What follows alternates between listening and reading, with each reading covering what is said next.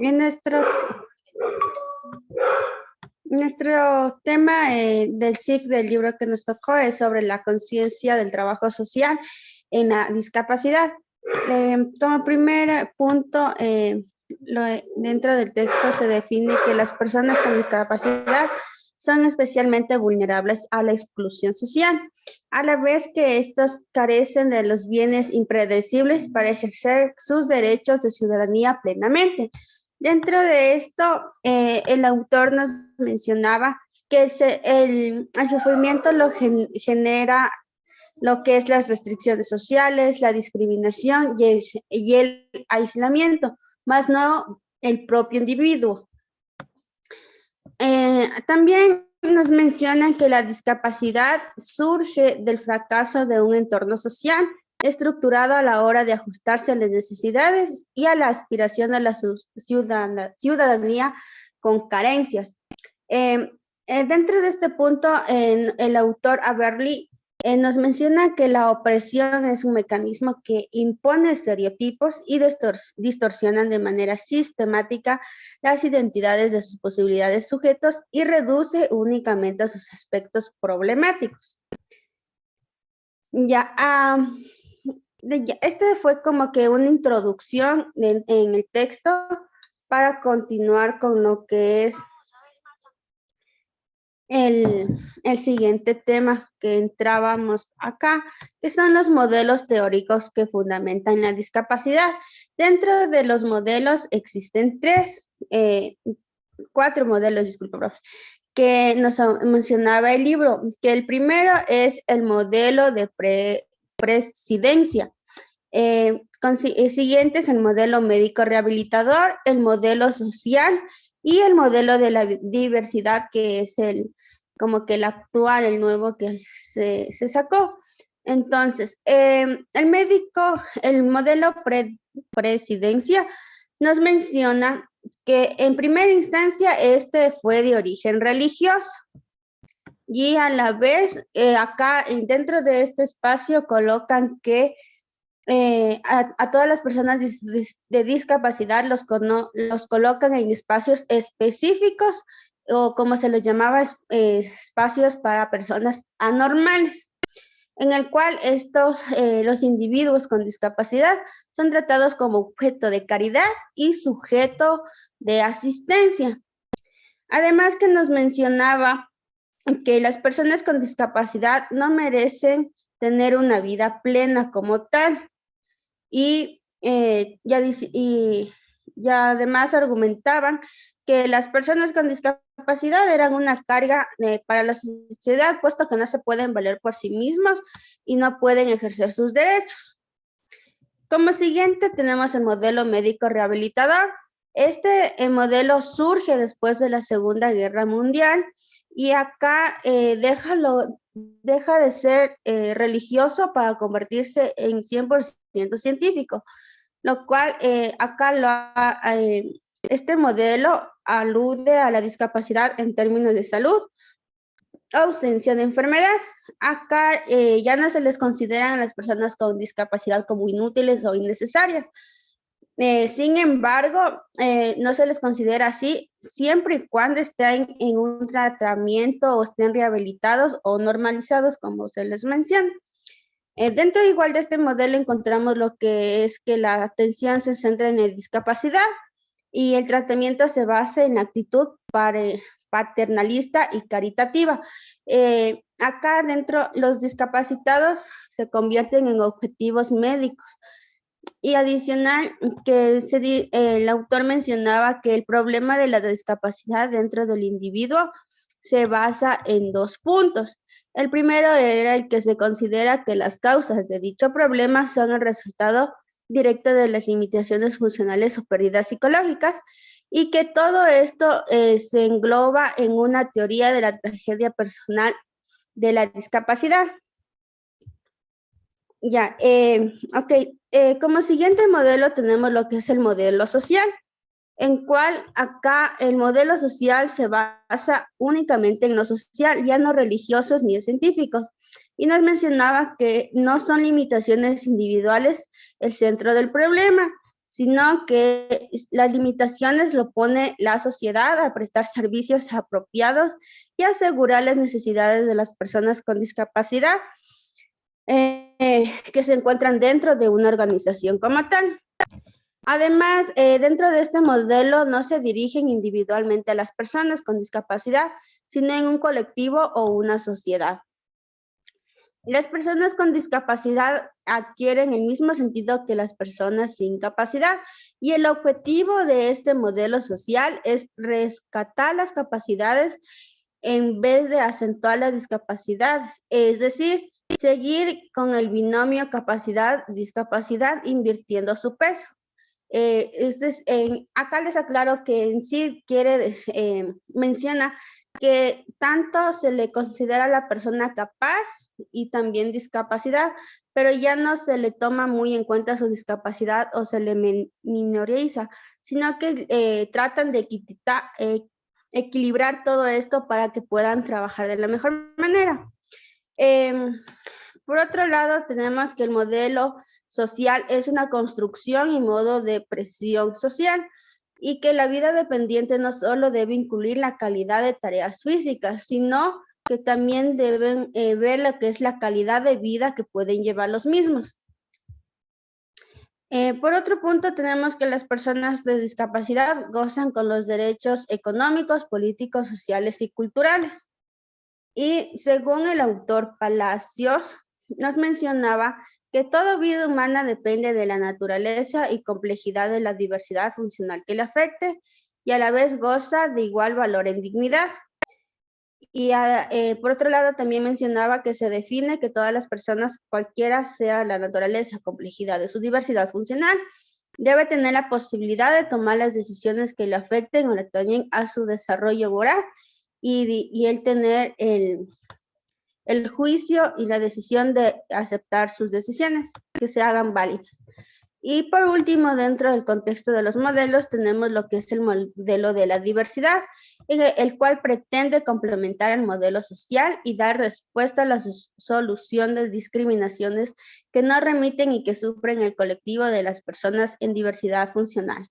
A la vez, este modelo manifiesta la necesidad del trabajo en el marco biótico, intentando romper la percepción social. Dentro del modelo de la diversidad tenemos los principios básicos que se desglosan en dos, que es la dignidad humana y la diversidad. Dentro de la dignidad humana cabe rescatar que entra lo que es el respeto, la autonomía, interseca libertad, integridad y extrínseca el derecho y la igualdad. A la vez también que el modelo de la diversidad reclama políticas que consideren que la discapacidad es una cuestión de dignidad y derechos humanos. Y listo. Como siguiente punto tenemos lo que es la discapacidad, dependencia y autonomía. Dentro de la discapacidad, de este tema, encontramos que se le clasifica en diferentes aspectos psicobiólicos, en el cual nos menciona que existe la limitación en la actividad, la minusvalía, la deficiencia, la discapacidad, el déficit en el funcionamiento y la restricción en la participación. La dependencia es un concepto más amplio que radica en el no poder vivir de manera autónoma y a la vez necesita una forma duradera de ayudar a otras actividades ordinarias de la vida cotidiana. Las características de esta parte es la limitación física, psíquica o intelectual, determina capacidades de las personas necesarias para vivir de manera autónoma.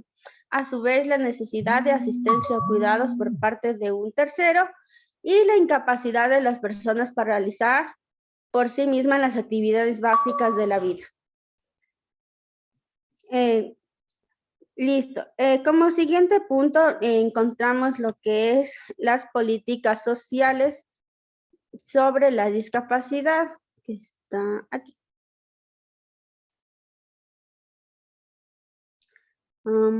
Acá. Listo. Dentro de las políticas sociales, sobre la discapacidad, autonomía y dependencia, tenemos el autor Drake menciona que la discapacidad surge de la negación de la ciudadanía y la creación social, que se hace evidente en la necesidad de la investigación y la práctica diarias que se realiza en el ámbito social, político y más que todo individual. A la vez menciona que las políticas sociales pueden colaborar en la producción de un estigma basado en la imposibilidad y que las personas con discapacidad se desarrollen plenamente en la sociedad que viven. Ya, hasta el momento tenemos lo que es como siguiente punto la Convención de la ONU realizada en 2006 sobre los derechos de las personas con discapacidad, que el objetivo de este es promover, proteger, asegurar el goce pleno de las condiciones de la igualdad de todos los derechos y las libertades fundamentales.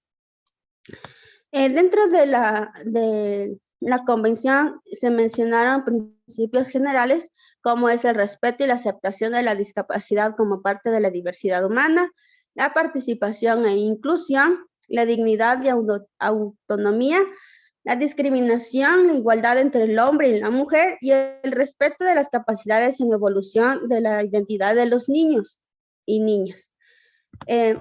También nos mencionan que las personas con discapacidad dejan de ser objeto de políticas caritativas o asistenciales para ser sujetos de los derechos. Y por último, que la Convención sobre los Derechos de las Personas con Discapacidad, su primer tratado del derecho de la discapacidad, se lo convierte como un vinculante.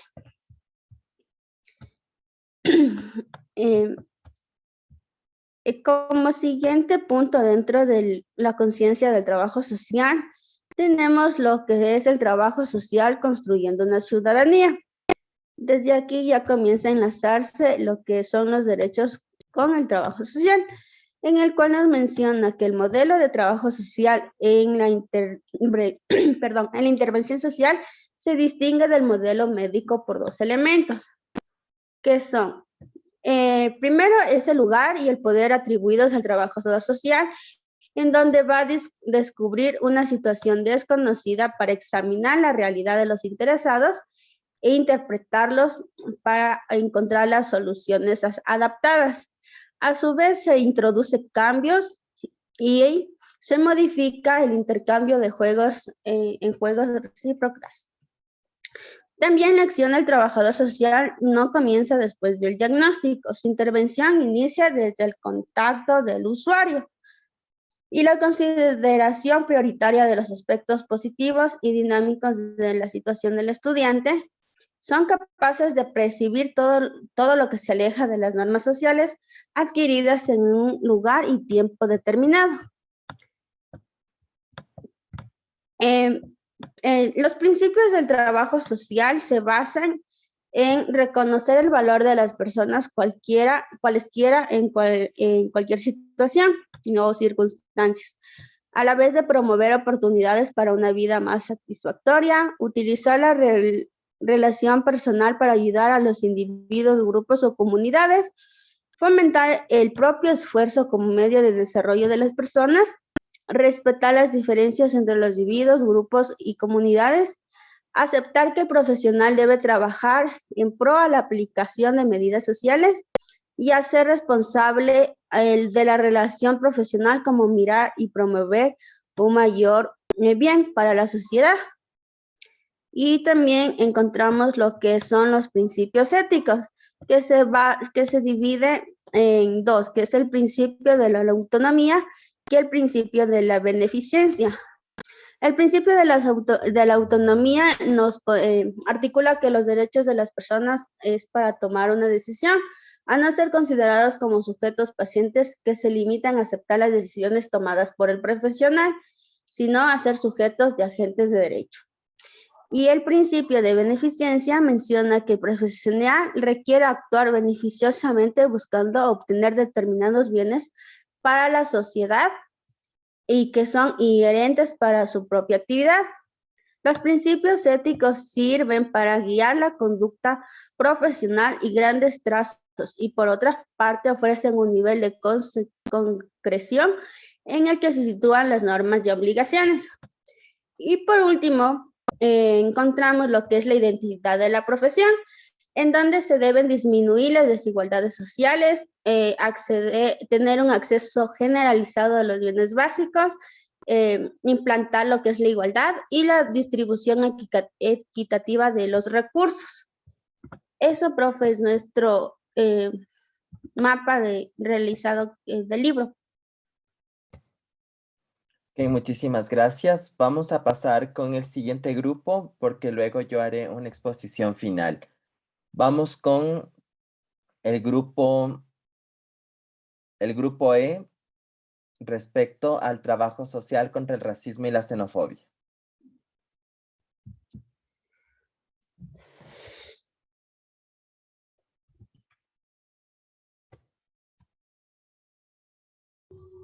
Ya. ¿Sí me pueden confirmar si se me escucha, por favor? Sí, sí, se escucha y se ve la presentación. Ya, muchas gracias. Ya, nosotros vamos a iniciar con lo que es el racismo y la xenofobia. A ver, existen diferencias entre estos dos términos, las mismas que se deben tener en cuenta siempre para la correcta intervención social. A partir de ello tenemos el racismo actual y la xenofobia. Ambos hacen referencia de discriminación sobre alguien que no pertenece a un grupo propio. Podríamos decir que esa es la similitud entre racismo y xenofobia. Es por eso que en muchas ocasiones se confunde. Sin embargo, tenemos que el racismo se divide en racismo moderno o actual y racismo clásico. La diferencia entre estos dos tipos de racismo son que, por ejemplo, el racismo clásico es el que existía hace muchos años, que era un poco más directo. Por ejemplo, existían propagandas o programas de televisión, los cuales estaban con el objetivo de ser racistas y mostraban explícitamente el racismo que existía. En la actualidad ya no es, se podría decir, un racismo tan directo. Sin embargo, se relaciona con cómo actúan las personas. Por ejemplo, cuando vemos por la calle una persona negra, pensamos que nos va a robar, y tener ese pensamiento vendría a ser más o menos lo que es el racismo moderno. Mientras que para el caso de la xenofobia es del lugar de origen. Ya, el racismo se destaca como caracterización de la etnia de una persona. Y se puede decir que ambos tienen un grado de tolerancia social distinto. Esto se dice ya que, por ejemplo, cuando una persona si se declara racista va a ser mal vista en la actualidad por la sociedad, no la van a aceptar. Sin embargo, una persona que es xenofóbica muchas veces puede ser celebrado. Por ejemplo, las personas que están aquí en Ecuador y que dicen cosas racistas contra las personas de Venezuela, por ejemplo, xenofóbicas o racistas contra las personas de Venezuela. Y muchas de las veces es como que existe una tolerancia, se lo toma mejor a las otras personas. Ya, por otro lado tenemos la intervención social contra el racismo y la xenofobia. En el texto nos mencionaba que esto tiene una gran importancia en el contexto europeo debido a la gran inmigración que existe en este país. Se han tomado varias medidas en contra del racismo y la xenofobia. Sin embargo, han existido varios estallidos de violencia racista y xenófoba, por ejemplo, en España. Ya, existe la sensibilización frente al racismo y la xenofobia y la promoción del conocimiento cultural y la situación del grupo objetivo de discriminación. Ya, en este caso, por ejemplo, el conocimiento de la cultura hacía referencia a que se tomó un método en el cual conocer la cultura de otras personas, en este caso de los inmigrantes, iba a sensibilizar más a las personas. Ese era el objetivo que se quería lograr. Sin embargo, estas prácticas han tenido poca eficacia. Número uno, porque el mayor conocimiento sobre una cultura u otra no equivale a disminución del racismo. En este texto nos hablaban sobre un ejemplo de las personas gitanas que viven en España y hacía una comparación con las personas de África. Decía que el conocimiento que tienen sobre las personas que son gitanos no quería decir que exista mayor discriminación hacia las personas gitanas o hacia las personas de África, es decir, que no equivalía al conocimiento cultural que se tenga de estas etnias. Número dos, los mensajes persuasivos solo actúan sobre el racismo manifiesto.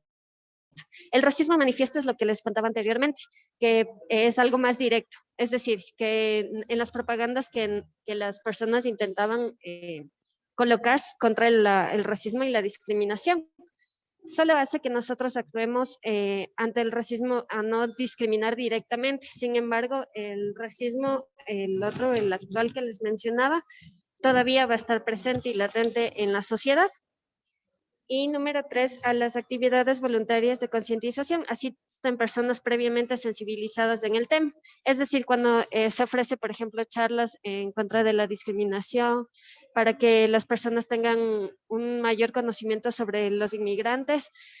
A todas estas charlas siempre acuden el mayor grupo de personas que ya se encuentran sensibilizadas, es decir, las personas que tienen una conciencia social más amplia, o profesionales, en este caso podrían ser los trabajadores sociales, y no las personas que en verdad están ejerciendo el racismo sobre otras personas, ¿sí? Ya, estas prácticas han tenido poca eficacia y dentro del texto nos encontraban distintos puntos por los cuales no estaba bien manejada este control del racismo. Número 1, tenemos la hipótesis del contacto.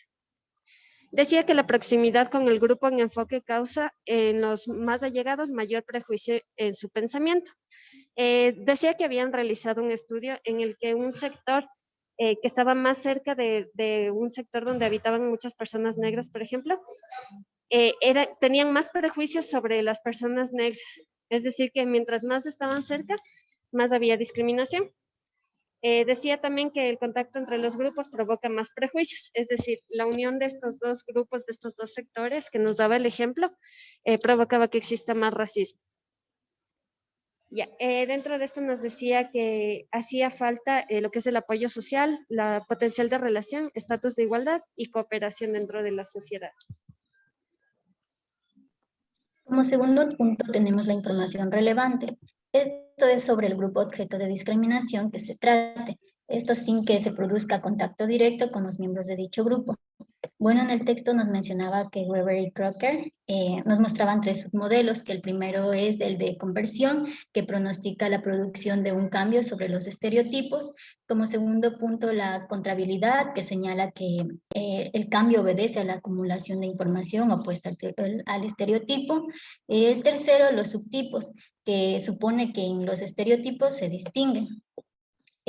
Como tercer punto tenemos la teoría de la persuasión, pues aquí encontramos 4. El primero, los modelos de mensajes persuasivos. Aquí depende de un considerable número de elementos, que estos son el tipo de puente, el tipo de mensaje, el canal y las características del contexto.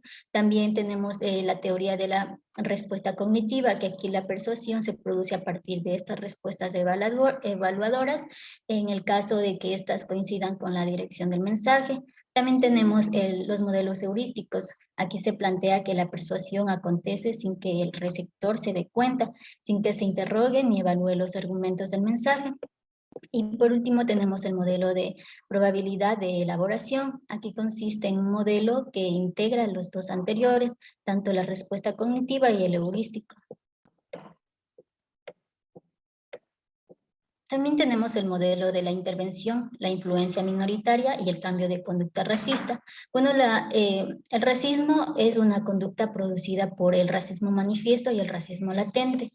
El racismo manifiesto es expresada en acciones voluntariamente discriminatorias, y aquí las consecuencias pueden tener un carácter más o menos brutal, mientras que el racismo latente es expresado involuntariamente en la discriminación sutil cotidiana, difícilmente reconocible, pues esto hace sufrir a las víctimas. La presentación del modelo de intervención encontramos el marco teórico, pues aquí nos mencionaba sobre la teoría de las minorías activas, pues estas consiguen influencia social y como resultado provocar cambios duraderos que no se producen de forma inmediata. Como instrumentos encontramos el sociocognitivo. También tenemos la evidencia empírica en la investigación experimental de referencia.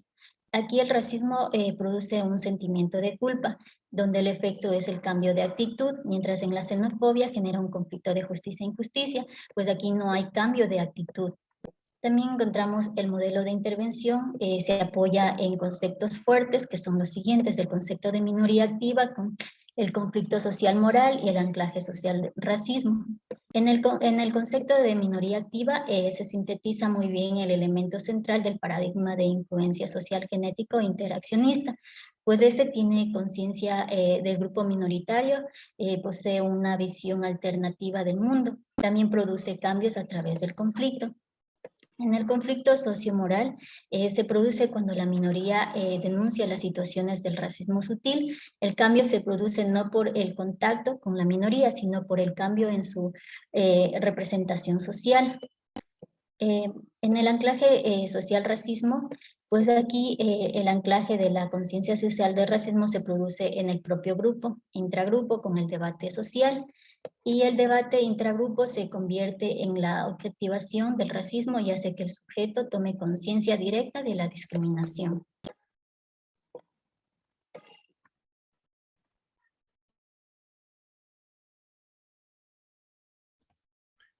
Bueno, para terminar también tenemos lo que es la propuesta de intervención y nos dice que hay una hipótesis en el trabajo y nos dice que solo cuando la minoría discriminada provoque un conflicto sociomoral en la mayoría, así se despierta el prejuicio racista en el sujeto. Esto es un poco paradójico debido a que al sujeto se lo pone en el grupo y así, solo así puede ver el racismo que ha estado ocasionando.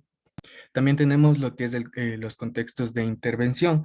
Aquí se produce un contexto de influencia social en la minoría. Y existen dos elementos centrales de intervención muy importantes. El primero es la denuncia del racismo y el segundo es el debate social del racismo. En cuanto a la denuncia del racismo, aquí se realiza, lamentablemente es realizada solamente por la minoría de gentes que sufren esto. Entonces, hay tres cosas importantes a tener en cuenta: la identidad de la fuente de influencia, el contenido que se va a hacer de la denuncia y el comportamiento de la minoría al momento de denunciar. También tenemos lo que es el debate social sobre el racismo. Esto es importantísimo como medida de prevención y es que el racismo dentro del grupo de la mayoría es la mejor forma para elaborar y resolver el conflicto sociomoral del racismo. ¿Me puedes bajarle, porfa? También tenemos lo que es el proceso de intervención. Dice que la intervención se orquesta como un trabajo con un grupo entre 20 o 30 personas. Existen tres etapas para el proceso de intervención. La primera es la presentación del trabajo, la segunda es la denuncia y la tercera es el debate. En cuanto a la presentación del trabajo, aquí se motiva al grupo para implicarse en el trabajo y se aclara las dudas. En la denuncia dice que esta tiene dos instancias: está escrita y no se empezará mientras no haya un silencio total. Y antes de leer el mensaje se presenta a la fuente y después la letra de la denuncia. Se lee el texto dándole la mayor vida posible al texto. En cuanto al debate, la tarea se debe realizar en grupos pequeños y para ello se debe hablar de cuatro cosas importantes, que es el contenido del debate, a realizar también tareas en grupos, organizarse en la forma de trabajo y también cerrar el cierre de la sesión realizada. Eso, muchas gracias, profe.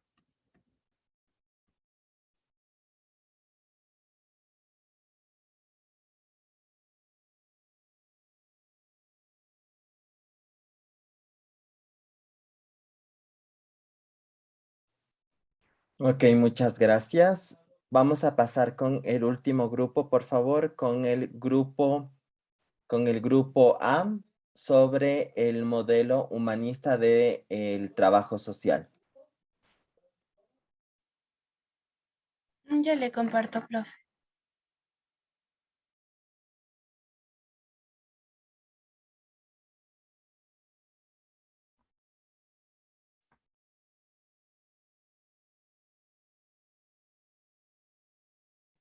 Sí se puede ver, profe. Sí, ya se puede ver. Ya, entonces el modelo humanista existencial. Primero comenzamos con la contextualización del modelo. Aquí comenzamos con el modelo, con el conductismo y el existencialismo. El primer exponente del conductismo fue Maslow. Este es un movimiento de la psicología humanista y habla sobre que la vida del hombre es guiada por el autodesarrollo y que el hombre es el único dueño de su ser y sus acciones. De ahí está el existencialismo y sus exponentes son Jean-Paul Sartre y Martin Heidegger. El existencialismo, en cambio, nos habla sobre una atmósfera de penumbra y desasosiego y sobre un mundo que ofrece catástrofes. Ya. Y aquí venimos a el humanismo y los conceptos teóricos relevantes dentro de la intervención. En el humanismo, el profesional es conocedor de y ofrece las herramientas para recuperar el equilibrio. El síntoma es entendido como una señal que informa cuál es el problema. Ve un ser completo y tiene en cuenta cada aspecto y su influencia en el resto. Entiende al hombre como un ser equipado de potencialidades necesarias para su desarrollo y no distingue entre personas enfermas o sanas. De ahí los conceptos teóricos básicos en el existencialismo son que definen de la existencia como modo de ser hombre. También las cosas no existen si no son. La fenomenología como método. Existir es estar en el mundo. Posibilidad y elección. La angustia, la náusea y la vergüenza. Ya, de ahí tenemos los principales enfoques. Entonces, primero está el enfoque centrado en el cliente, la relación del trabajador social con el cliente. Aquí el cliente es el que dirige el proceso, se debe llevar una relación horizontal. El profesional usará la metáfora del eco, también utilizará comprensión, tolerancia, respeto, aceptación y ausencia de presión, y se debe desvincular del impacto emocional. Dentro del proceso terapéutico existen 7 etapas. En la primera etapa se da la consecución de la armonía y empatía. En la segunda etapa se debe establecer el vínculo terapéutico. En la tercera etapa se colabora en las tareas. En la cuarta etapa se centra en el proceso vivencial. La quinta etapa está en fomentar el crecimiento y la autodeterminación del cliente. La sexta etapa, sacar conclusiones de la tarea. Y la séptima etapa es el fin del proceso. Aquí también nos habla sobre las técnicas empleadas por el modelo de la intervención. Primero, Rogers y Kinget nos dicen que no hay técnicas, más que la personalidad, actitudes y conceptos fundamentales relativas al ser humano. El modelo centrado en el cliente por Rogers nos dice que la definición verbal y la definición mediante su conducta. B, utilización de la actitud inicial amistosa. C, utiliza técnicas catárticas. D, técnicas referidas a conseguir el instinct en el cliente. E, la técnica de la clarificación verbal. Y F, el reflejo del sentimiento.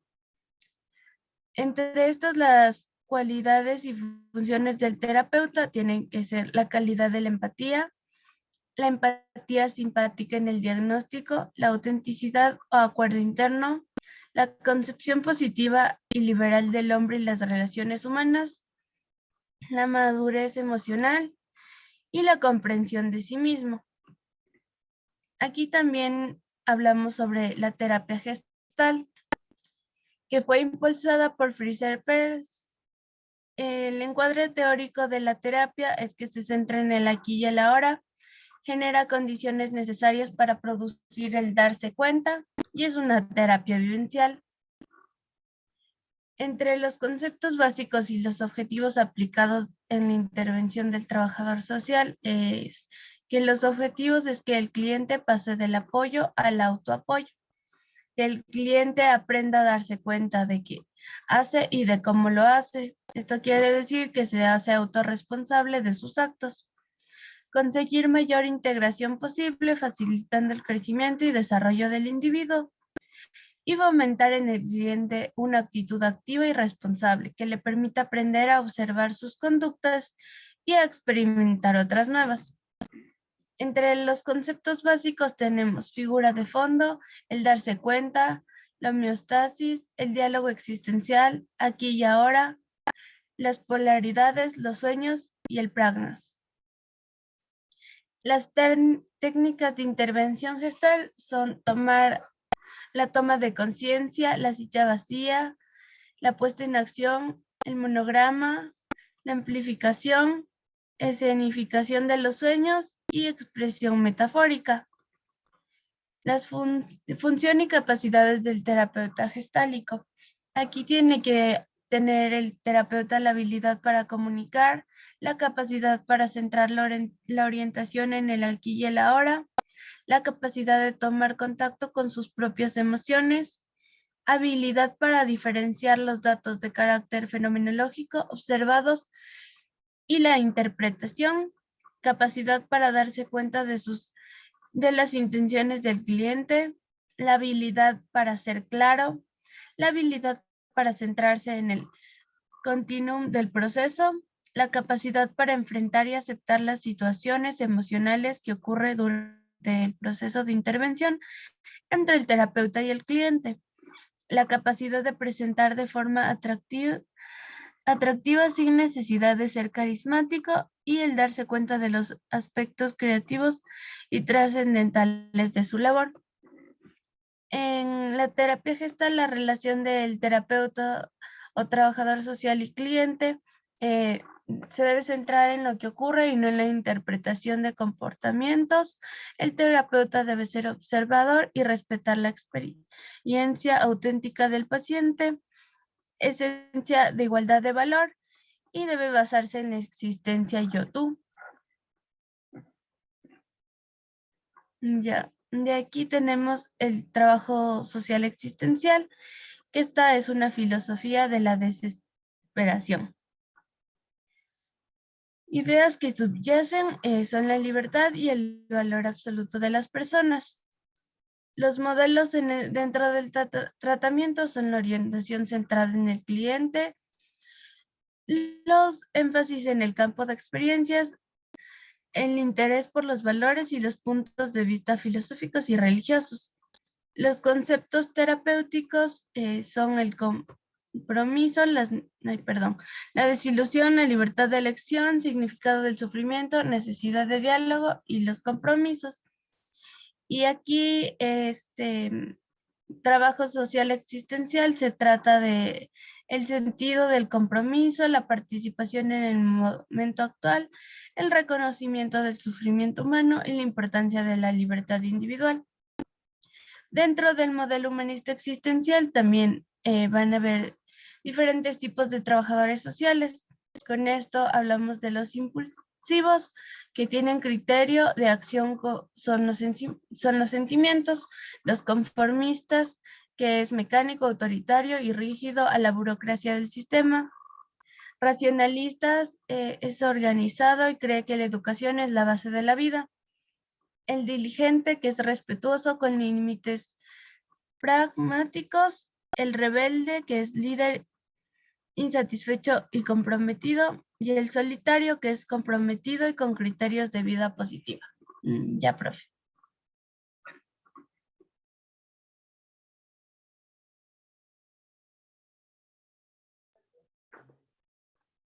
Listo, muchas gracias. Como vieron, el modelo humanista existencialista tiene dos vertientes que son muy importantes, que tienen esta sensibilidad de los derechos humanos. Por uno, es la toma de decisión, es permitirle a la persona que tome las decisiones, que sea autónoma en la toma de decisiones y que no se vea influenciada, sino que tenga toda la información, tenga todos los puntos de vista, las consecuencias de las acciones que va a tomar de su entorno y que sea autónoma en esta toma de decisiones. Y por otro lado, como ustedes vieron, este modelo lo que hace es trabajar las emociones. Es cómo puede el trabajo social intervenir a través del trabajo de la emotividad. Todo lo que señalaba la compañía del trabajo gestal es del trabajo con la emotividad y cómo tomamos las emociones, los sentimientos, y eso lo transportamos a la toma de conciencia y lo transportamos a la toma de decisiones de las personas al momento de la forma de intervención. Y eso es uno de los signos básicos o de los principales rasgos de las intervenciones con enfoque de derechos humanos.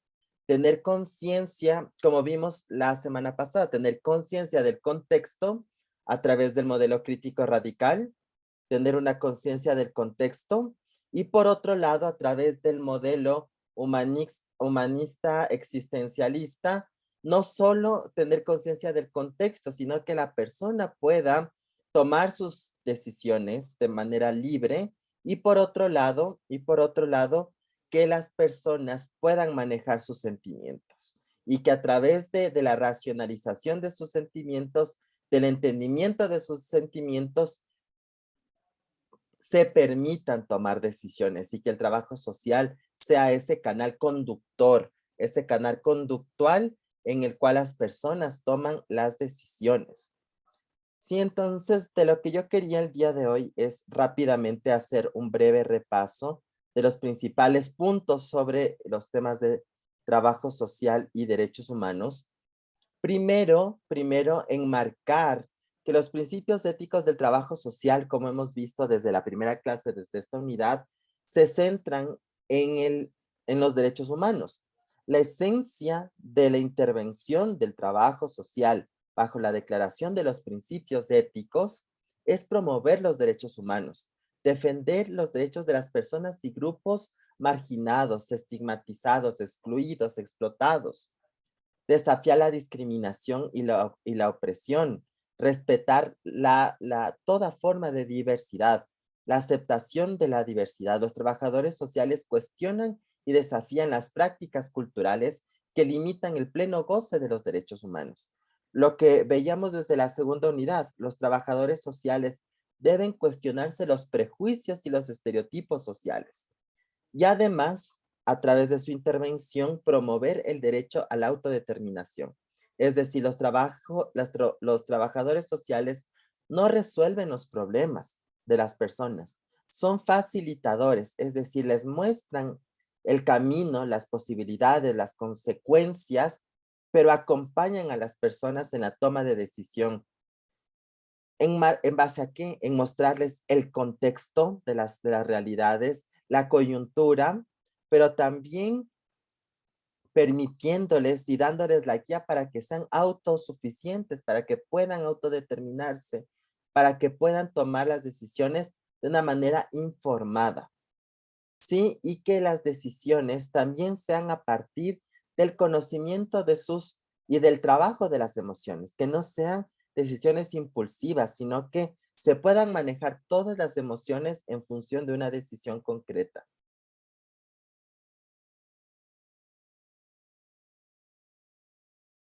En ese marco, como veíamos la clase pasada, desde el tema de las diversidades sexuales, algo importante en tener claro, solo para ir recapitulando de lo que hemos visto, la idea número 1, el enfoque de intervención, no asumir que las personas con quienes estamos trabajando son heterosexuales o cisgénero. No podemos dar por hecho la orientación sexual o la identidad de género de las personas con quien trabajamos simplemente por cómo las vemos, sino cuando las personas en realidad comuniquen su situación.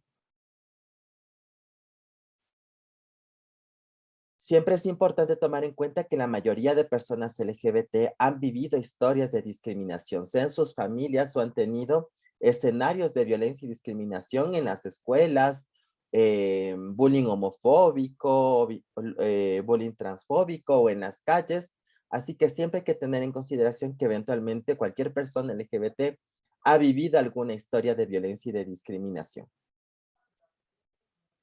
El tema de los mensajes positivos es muy importante darle valor a las personas, potencializar sus características, romper los discursos que asocian a la población LGBT con aislamiento, desamparo, soledad, establecer mecanismos de empoderamiento,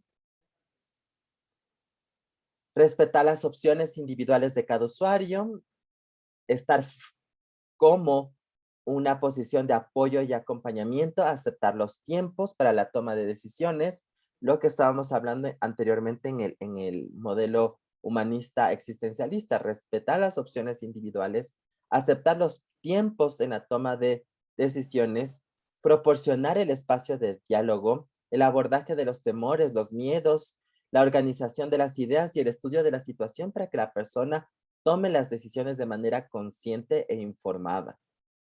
El enfoque de la intervención desde el trabajo social siempre es reprobar las actitudes, los mensajes y las acciones discriminatorias, homofóbicas, transfóbicas en los lugares donde estamos trabajando o donde estamos interviniendo. Porque tolerar este tipo de acciones, así sean chistes, entre comillas, lo que hace es mandar un mensaje a las personas LGBTI que puede ser que están en ese círculo y no se sientan en confianza, no se sientan en lugares seguros.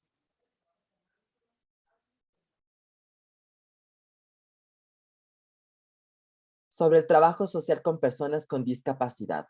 Aquí es importante que podamos entender que hay dos principios sumamente básicos en la intervención del trabajo social con discapacidades: el principio de beneficencia y el principio de autonomía.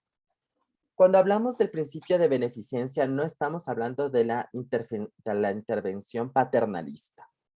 La beneficencia va bajo este enfoque teórico, es cómo el trabajo social busca hacer el bien a las personas con discapacidad. Es decir, el trabajo social tiene que buscar la satisfacción y el bienestar de la persona con discapacidad. Pero ¿cómo encuentra el trabajador social la beneficencia, el bien, el bienestar de la persona con discapacidad? Únicamente buscando la autonomía, es decir, preguntándole a la persona con discapacidad sobre su vida.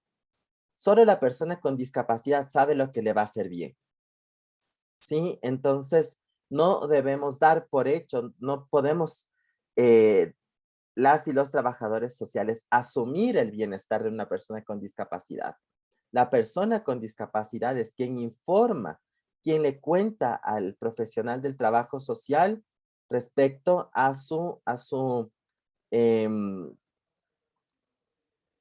las mejores condiciones de vida.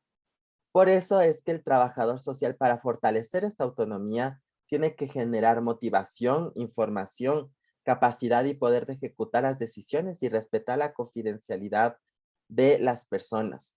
¿Ok? Entonces, lo que se requiere es que sean autónomas las personas con discapacidad, que tomen sus decisiones, como veíamos en el modelo humanista. El enfoque de intervención hacia las discapacidades, primero, no es considerar a la persona con discapacidad como enferma. ¿Sí? El trabajo social no va a curar nada. Se trata como usuario, cliente, ciudadano, etcétera, pero jamás como una persona enferma, porque estaríamos reproduciendo el modelo de las discapacidades, el médico-biológico.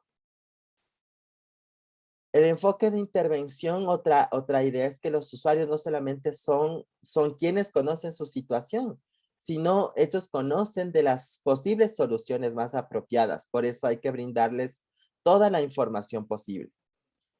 Encontrar las soluciones más adaptadas y que cursen en los procesos de inducir cambios en las personas con discapacidad, pero justamente a partir de proporcionarles toda la información, todas las consecuencias, todas las posibles situaciones, pero incentivando que las personas tomen sus propias decisiones. El tercer punto, la consideración prioritaria de los aspectos positivos, es decir, siempre realzar cuando una persona con discapacidad toma decisiones, cuando una persona con discapacidad presenta rasgos, aunque mínimos, de autonomía, siempre hay que celebrar eso. Ponerse siempre en una condición, en una posición activa, optimista, promueve a que las personas tomen esta actitud, y cuando se sienten seguras y se sienten que son escuchadas, que sus decisiones son tomadas en cuenta en el cambio de su vida, van a empoderarse justamente. ¿Sí? ¿Cómo actuar frente a personas con discapacidad? Con discapacidad física, ofrecerles la ayuda o la intervención, pero siempre preguntándoles. O sea, no podemos agarrar la silla de ruedas sin preguntar, ¿sí? Para preguntar hay que hablarles directamente ubicándonos en su misma altura. Si usan muletas o ajustes o cualquier forma de instrumento para movilizarse, y nosotras y nosotros sentimos dentro de nuestra psiquis que podríamos ayudar, no hay que invadir el espacio de las personas. Hay que preguntarles primero si es que desean ser ayudadas, si es que desean un apoyo, pero no abordar su espacio sin preguntarles primero, porque eso es justamente invasivo, eso es violento. Con las personas con discapacidad mental, ser amigables, tomar el tiempo necesario para escucharles, identificar las estrategias para relacionarlas con el grupo, ser súper pacientes. Con las personas con discapacidad intelectual, actuar sin recelo ni temor, utilizar lenguaje sencillo, frases cortas y claras, facilitar y motivar la relación con los demás. ¿Sí? Entonces aquí debemos utilizar frases cortas, sencillas, claras, para que las personas con discapacidad mental e intelectual puedan entender lo que están ustedes tratando de decir. Con las personas con discapacidad sensorial, con las personas con discapacidad visual igualmente, si las personas están con un bastón, por ejemplo, y no sé, y les vemos en un paso cebra por cruzar la calle o cerca de una escalera, y nosotras y nosotros desde nuestro eh, pretender estamos o creemos que están en peligro, que necesitan ayuda, no hay que invadir, no hay que directamente agarrarles el brazo o guiarles por otro lado, no, porque ellos y ellas saben, ¿sí? Como les digo, uno tiene que acercarse, preguntarles si es que desean ese apoyo, ¿sí? Y no invadirles. En las personas con discapacidad auditiva, utilizar lenguaje corporal, gesticular de manera muy evidente las palabras, porque muchas veces las personas con discapacidad auditiva sí tienen esa capacidad de leer las palabras. Así que utilizar el lenguaje corporal, utilizar símbolos, sí, utilizar imágenes y además gesticular bien ayuda a una mejor comunicación. Y cuando las personas con discapacidad tienen problemas con el lenguaje, escuchar con atención, con interés, ir al ritmo en el cual están hablando y pronunciando. ¿Sí? Entonces es muy importante no desesperarnos.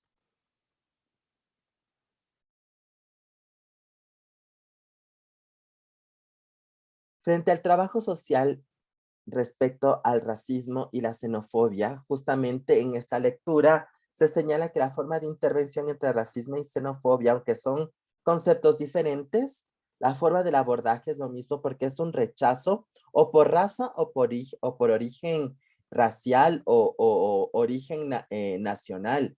Entonces, las formas de intervenir en las personas que tienen estas lógicas de exclusión nos dan en esta lectura que es parecida, ¿sí? Aquí lo que nos hablan las autoras es que las intervenciones tienen que estar basadas en la persuasión, ¿sí? Premisa de que la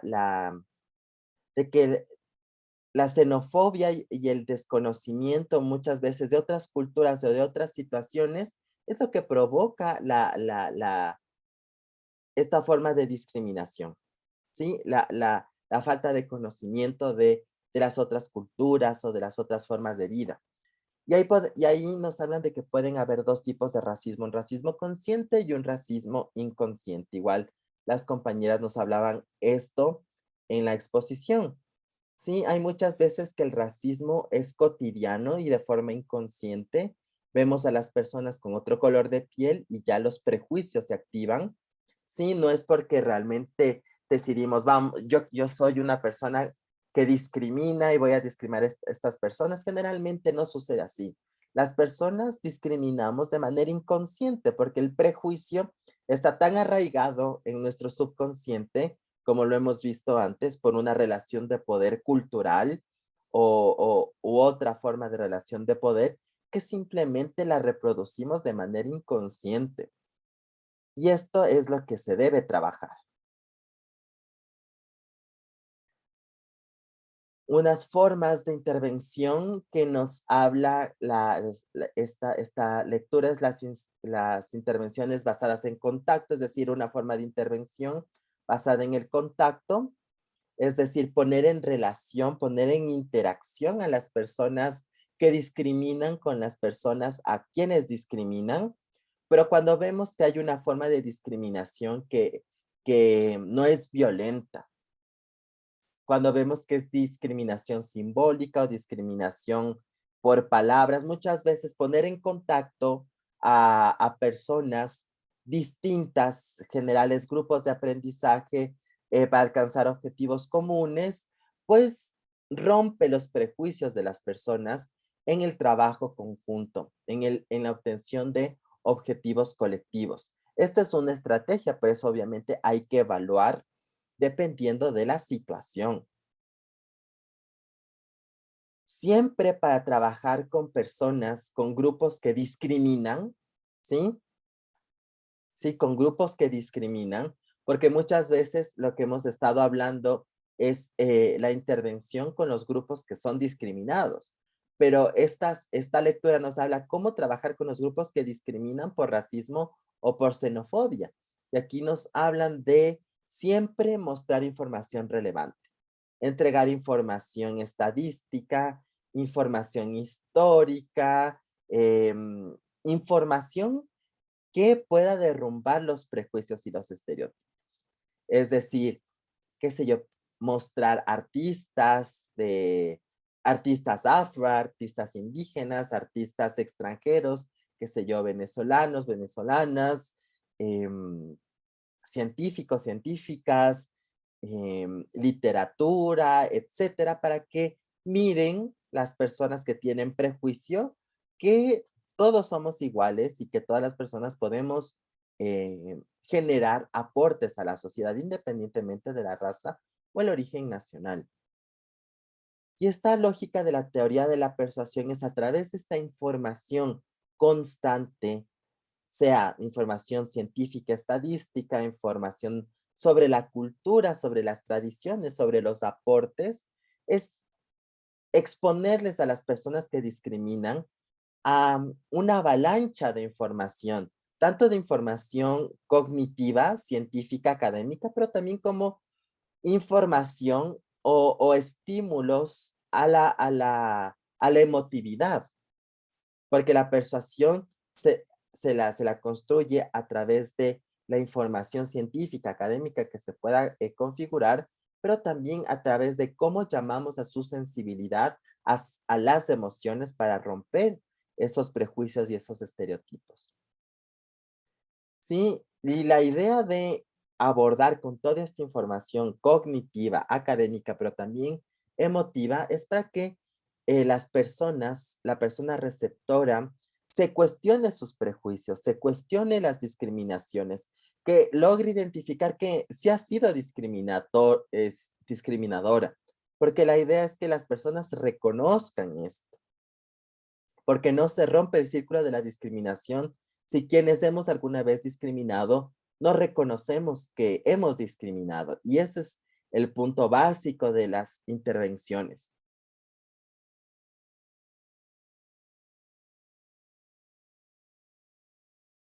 Sí, entonces aquí la hipótesis de trabajo es exponer a las personas, a la información, como yo les decía, la información cognitiva, académica y emotiva, sensibilizatoria, para que las personas puedan reconocerse como racistas, como xenofóbicas. Igualmente esto funciona para todas las formas de discriminación. Se reconozcan misóginas, se reconozcan homofóbicas, se reconozcan transfóbicas, se reconozcan capacitistas, etcétera, que puedan reconocer el prejuicio que motiva muchas veces esa discriminación inconsciente. ¿Sí? El objeto de la intervención es los prejuicios, es derribar los prejuicios instalados en las conciencias de las personas. La población diana es justamente las personas que se dicen muchas veces que no son racistas, que no son discriminatorias, porque cuando no se reconocen como discriminadoras, pues lo siguen normalizando, lo siguen reproduciendo, por lo que la población en la cual debemos ser mayor incisivos e incisivas es la población que se dice que no es discriminatoria, pero en la práctica tiene actitudes discriminatorias. Y el objetivo de la intervención es tomar conciencia que la persona es discriminadora, que se sensibilice sobre el tema, que rompa esos prejuicios y que a través de esa ruptura de los prejuicios logre un cambio positivo, ¿sí? Por eso el machismo no es una opinión, la homofobia no es una opinión, el racismo no es una opinión. Cualquier punto de vista que oprima o humille no es una humilde opinión, es la reproducción del prejuicio que genera violencia y discriminación. Así que lo que debemos atacar es esto, estas opiniones que reflejan una forma de discriminación inconsciente y naturalizada a través de todos estos procesos de intervención que hemos visto y que las y los compañeros nos han ayudado a desarrollar.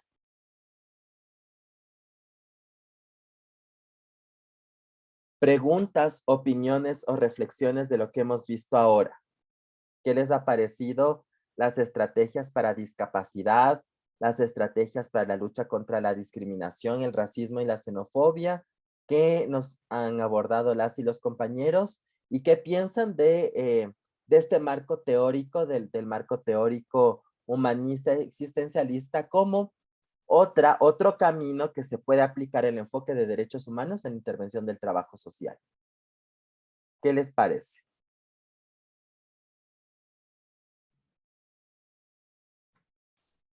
¿Puedo hablar yo? Claro, Nicole, sigue.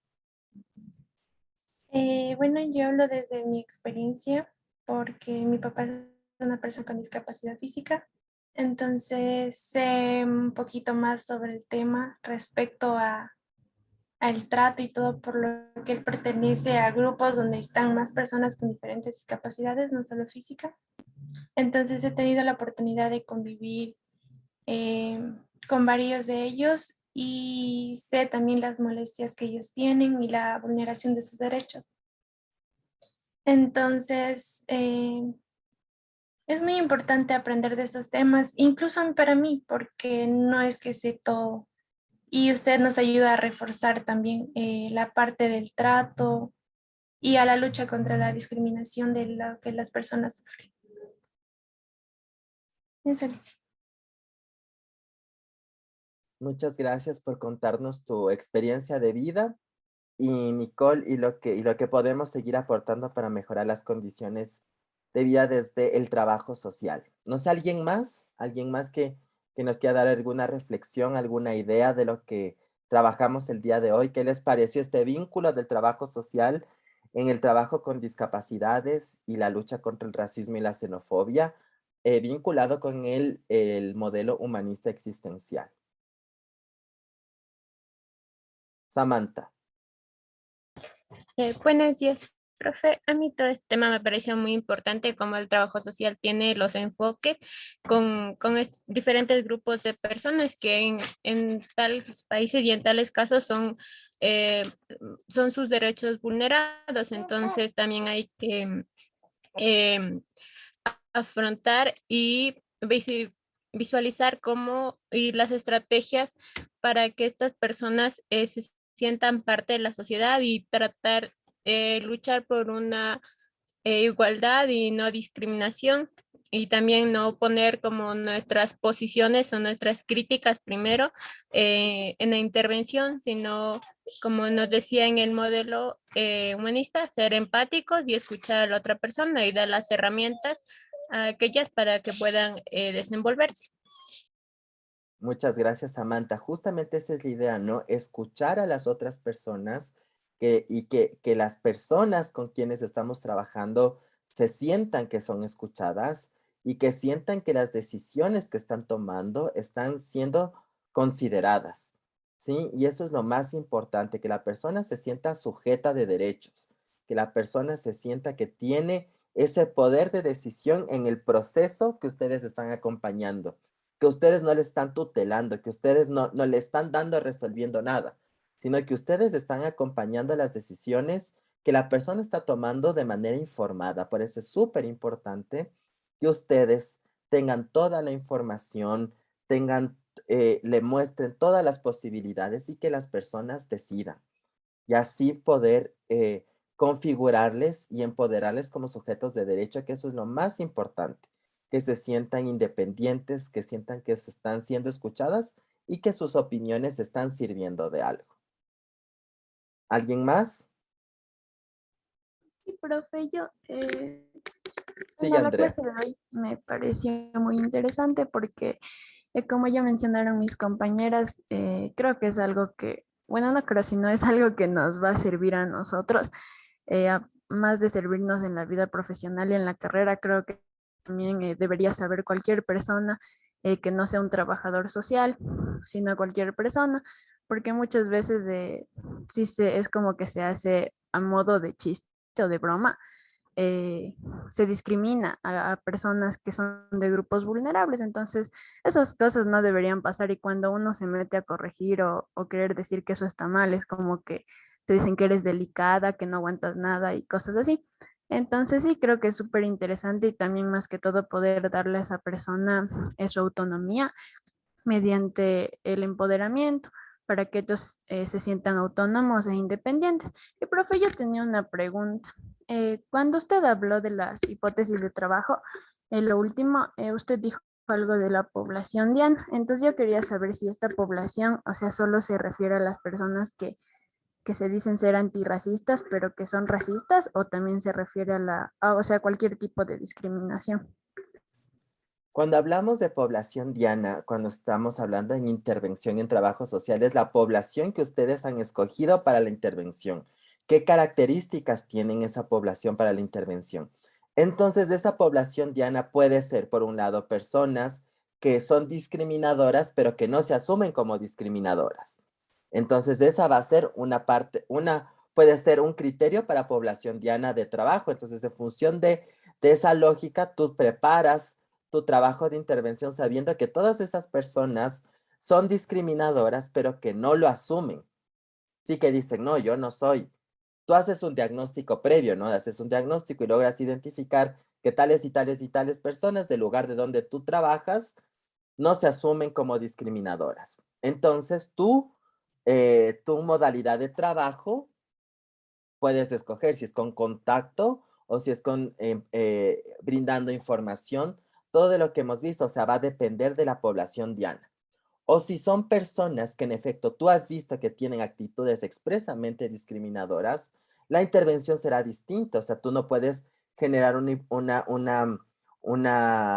intervención con esas personas, con el contacto con las personas a quienes discriminan, porque generarías revictimización, sino otras estrategias a través de la persuasión o la entrega de la información o trabajar la emotividad o las consecuencias de la discriminación y la violencia.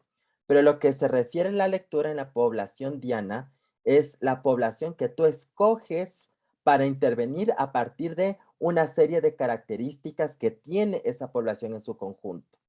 ¿Sí? No sé si me expliqué ahí. Sí, profe, gracias.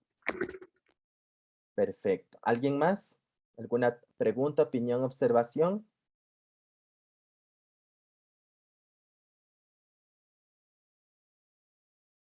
¿No? Bueno. Entonces, si no hay más preguntas o observaciones, como ustedes vieron, ya terminamos la unidad número 3. Ya vamos a empezar la siguiente semana la unidad número 4.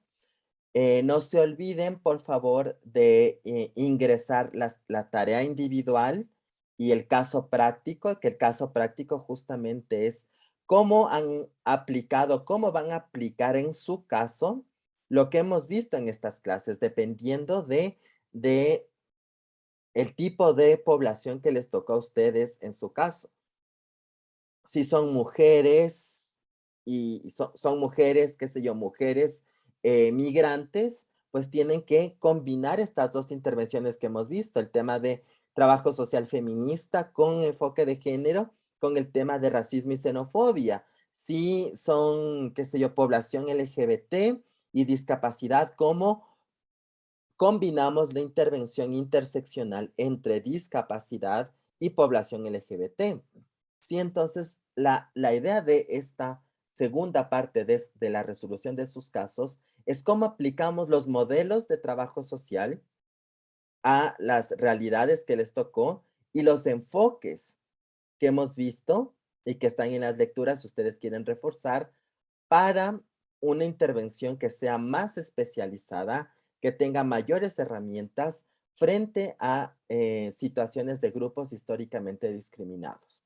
Sí, entonces esa es la idea de la segunda parte de la resolución de su caso. En la primera parte trabajaron ustedes los casos en virtud de los conceptos que habíamos visto en la primera y en la segunda unidad. Y esta parte, esta vez ustedes van a trabajar el caso desde la intervención exclusiva del trabajo social. Esto quiere decir encontrar un modelo o dos modelos o los modelos que ustedes consideren importantes, combinarlos con las metodologías, caso, grupo o comunidad o I, eso ustedes tienen que decidir, y con los enfoques, enfoque de género, enfoque hacia la población LGBT, enfoque con discapacidad o enfoque hacia las personas en situación de movilidad humana. ¿Ok? Y eso es el trabajo y que ustedes sean muy, muy detallosos y detallosas en describir esas intervenciones, los instrumentos de intervención, los pasos a seguir desde el trabajo social, el marco conceptual que es el modelo, los pasos a seguir a través de la metodología caso, grupo y comunidad. Y ustedes saben que caso, grupo y comunidad tiene pasos. Tiene un diagnóstico, tiene una planificación, tiene una ejecución, tiene una evaluación y tiene técnicas, ¿no es cierto? Entonces, todo eso tiene que estar reflejado en el caso, ¿ok? Entonces, eso es lo que quería afirmar o de alguna manera ampliar o que se guíen del trabajo de la resolución del caso de esta manera, que es a partir de lo que hemos combinado entre derechos humanos y trabajo social. Esa es la idea de la resolución de estos casos, ¿ok? Entonces, de aquí nos veríamos el viernes 25, ya para el inicio del primer tema de la cuarta unidad, ¿ok? Entonces, que tengan un buen fin de semana. Nos vemos la próxima semana. Samantha. Profe, disculpa.